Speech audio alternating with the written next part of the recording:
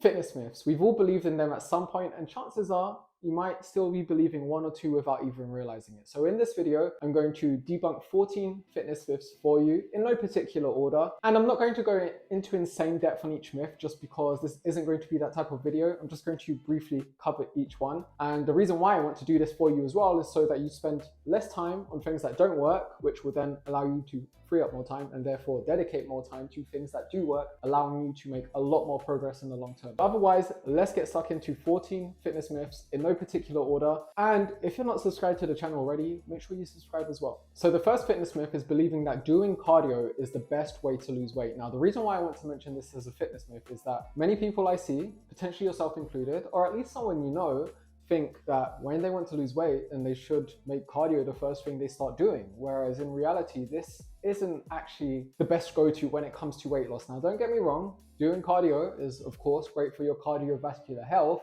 but there are many other things that you want to prioritize before cardio. Now, first of all, I do want to mention that you can never out-exercise what you eat and drink. So nutrition needs to be your number one focus, especially being in a calorie deficit. Like, calorie deficit needs to be number one. A calorie deficit is the only non-negotiable when it comes to weight loss. But if we're speaking about exercising exclusively to help with weight loss, then you would do very well to make strength training your number one priority, because the more muscle you have, the more it's going to help boost your metabolism, which therefore means that you're going to have a much easier time losing weight in the long term. And there's so many other ways I could take this down as well when it comes to why you want to do resistance training for weight loss. Although again, I'm not going to go into insane depth on each video. So if you want to find out why, then I do have a video dedicated specifically to that topic where I go in a lot more depth. But just understand that you definitely want to prioritize strength training when it comes to weight loss over cardio. And now the second fitness myth is believing that lifting weights is automatically going to make you overly bulky. And this is something that historically I've had a lot of females say to me. It's not something that males have ever really said to me now I think about it. There's a few ways I can take this down. Number one, lifting weights. If you're after or you desire a toned look, then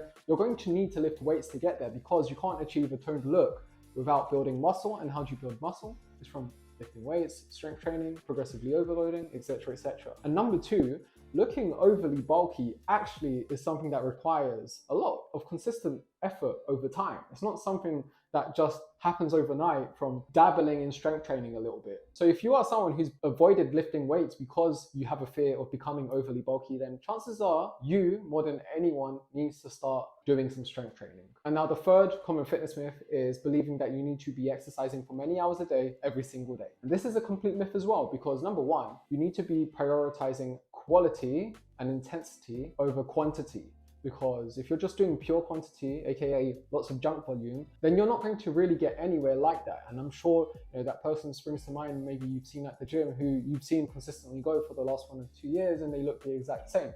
Chances are they're not really focusing on quality, intensity, any sort of progressive overload, and maybe they're just thinking about pure quantity. And now the second point I want to say on this as well is that you can actually achieve fantastic results going to the gym, or working out, I should say, 3 times weekly, doing like full body workouts, or an upper lower full body workout plan. And on that note, if you want a free full body workout plan, I do have a free one that you can grab on from my website. And for that, I'll leave the link in the caption of this video, so you can just click that link, take you to my website, and you can download it and it's yours. And now the fourth common fitness myth is that believing that doing loads of crunches and loads of sit-ups is automatically going to get you a six-pack. And this is a myth as well, because of course, whilst it goes without saying that doing ab exercises is great to help strengthen your core, you actually need to have a low enough body fat percentage to reveal your abdominals. So overall, if you want to achieve a six-pack, then you need to ensure that, again, you're strength training, you're progressively overloading, you're doing loads of compound exercises, you're doing some ab exercises, because of course you want to make compound exercises the priority, and most importantly, you need to have a low enough body fat percentage to reveal it. Because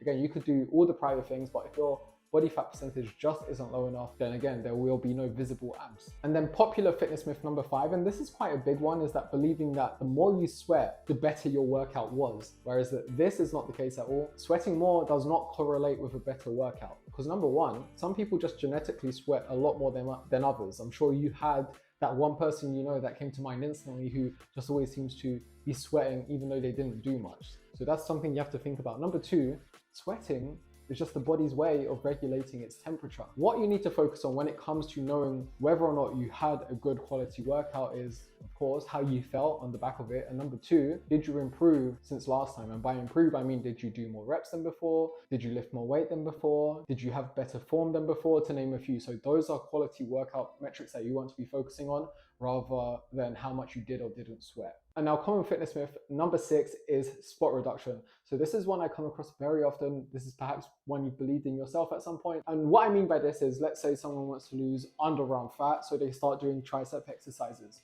Or let's say someone wants to lose fat from their stomach, so they start doing more and more ab exercises. Now, this is a complete myth. You cannot pick and choose where you lose fat from your body. The only way you can lose fat from a specific area is by being in a calorie deficit, which therefore means you're going to lose fat overall from your body. Then genetics will determine where you lose fat from fastest or where you lose fat from slowest. So some areas are going to be a little more stubborn than others. I can give myself as an example where whenever I cut down, I lose fat fastest from my legs and my face, and then my stomach and my back are more stubborn areas. So that means that I have to keep cutting down for longer for them to eventually reveal themselves as well. Whereas I can see already pretty early on that my face and my legs, they are looking already quite lean. And now point number 7 is believing that supplements are necessary for results. And this is a complete myth as well. Although some supplements can be helpful, they only make up about 1 or 2% of your overall progress. Now, you don't usually include protein powder as a supplement because I believe a lot of people could benefit from taking protein powder. One thing I've noticed from being an online coach for many years now is that a lot of people out there, potentially yourself included, do under consume protein. So again, protein powder is a very good supplement. It can be a very handy one, let's say, or a convenient one for helping hit your protein goals. But most other supplements, they're not necessary. I think way too many people put an over-reliance of them. This was something I was guilty of when I was a teenager as well. My room would borderline look like a supplement store. My excuse was I used to work at a supplement store, so I had fantastic staff discounts. But anyway, there's a huge overall reliance on them, and ultimately what you need to focus on is, this is going to be a boring answer, but it's the truth. Strength training, progressively overloading, building muscle, ensuring that your nutrition is in a good place by consuming adequate protein and fruits and vegetables. And those are going to make up the bulk of your results, rather than a few extra pills from GNC. And now common fitness myth number 8 is believing that carbs are bad for you and they should be completely avoided. And this is a statement I hear quite a lot.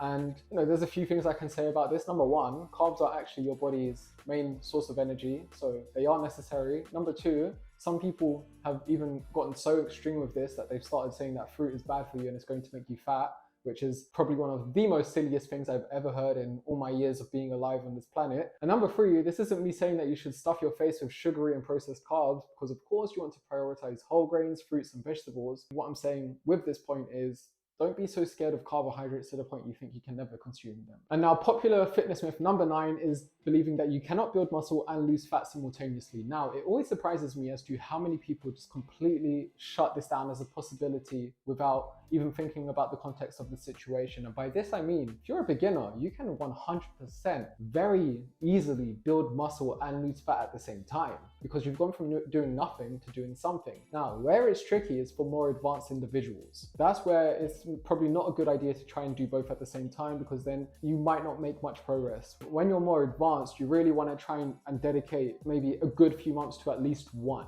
But again, if you're a beginner, you can 100% aim to build muscle and lose fat, because your body is just going to be so sensitive to adaptations. So definitely don't hesitate to try and make that to make that your aim if you're just starting out, or even if you're within your first year, let's say, of resistance training and I guess trying to become a better version of yourself. And now popular fitness myth number 10, I think I'm starting to lose count now, so excuse me if that was wrong.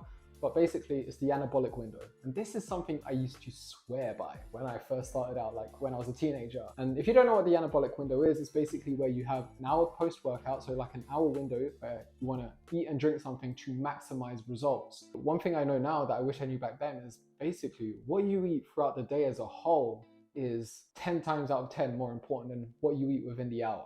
And I used to make life so inconvenient for myself because I always wanted to ensure that I had something to eat and or drink within that hour. But like I said, again, it's what you eat throughout the day that's going to be the most important thing for your results. And now it has been proven that the anabolic window is in fact a myth. So don't let that stress you out. Now, fitness myth number 11 is believing you can out-exercise a poor diet. So I'm sure we've all known someone who has started exercising a whole ton, but meanwhile, their nutrition is extremely poor and they believe they're still going to get results. And you can exercise all you want, you can do all the cardio in the world, you can do all the resistance training in the world, but again, if your nutrition is extremely poor, you're over consuming many calories, you're under consuming protein, your fiber intake is non-existent, then I'm sorry to say, but you're just not going to get the results that you desire, because your nutrition does have to align with your training. Now, I know this can be quite frustrating to hear in the moment, but it's better you hear it now rather than you spinning your wheels for months or even years and you don't know what's going on. So again, you cannot out-exercise a poor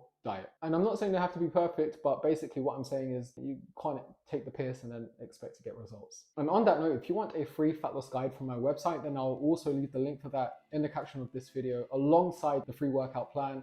So again, if you want a free fat loss guide, click on the link, that will take you to my website, and from my website you can grab it. And now there are about 2 or 3 points left, so we're coming towards the end. I think this is fitness myth number 12.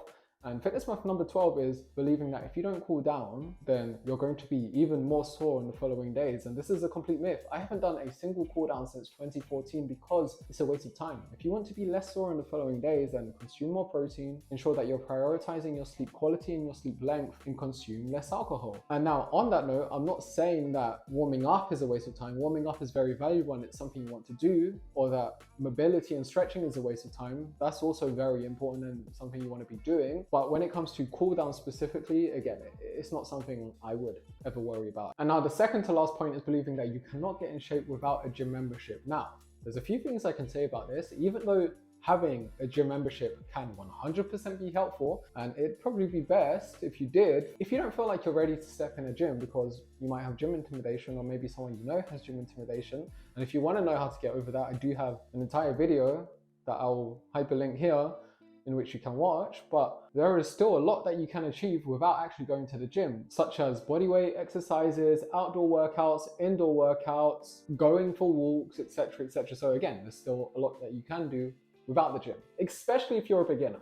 If you're more advanced, then you might want to ensure that you have access to a good amount of equipment. And now the final workout myth is believing that you need to be in pain to see results. Now, there are a few things that I want to say about this first of all. So muscle soreness on the back of working out is very normal. Feeling your muscles burn whilst you're resistance training is also very normal. But if you're actually in pain, then this is your body's way of telling you something needs to be adjusted. So again, if this is happening, then listen to your body and adjust as necessary. Otherwise, that is it for today's video. Like I said, that wasn't in any particular order, nor was it a be-all and end-all list. Of course, there's hundreds of other fitness myths out there. And if you feel like there was one that I would have done well to include, then do feel free to leave it as a comment below. Again, if you want that free workout plan and or the free fat loss guide, then do click the links that are going to be in the caption of this video. Otherwise, please subscribe to the channel if you haven't already. Do consider doing that. Like this video, share it with your group chat, and otherwise, take care and I'll see you around. This is mad loud outside.